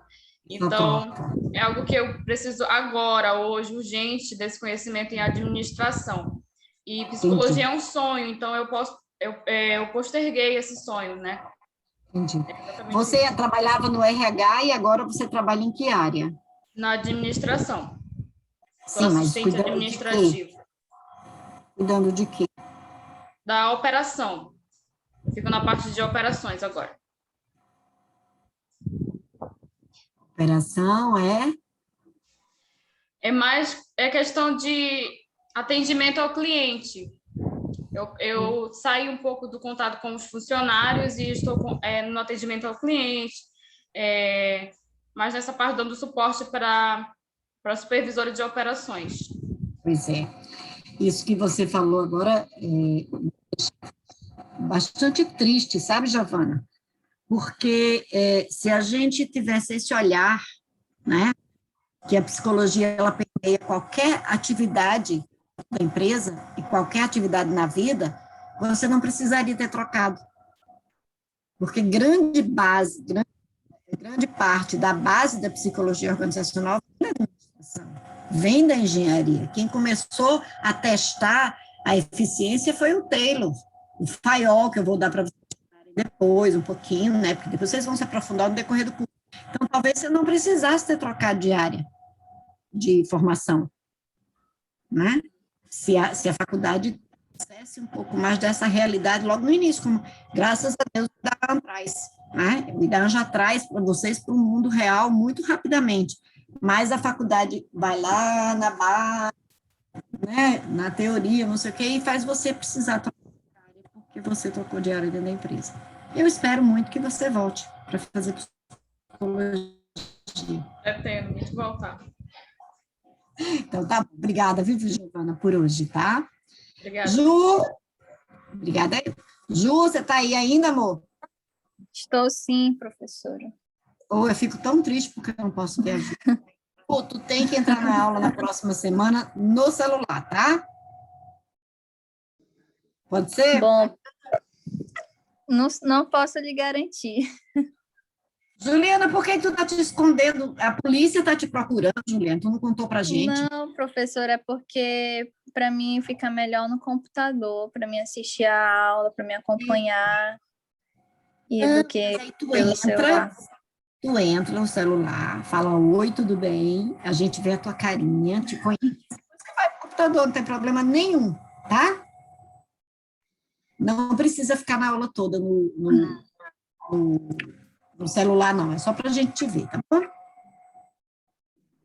Pode ser?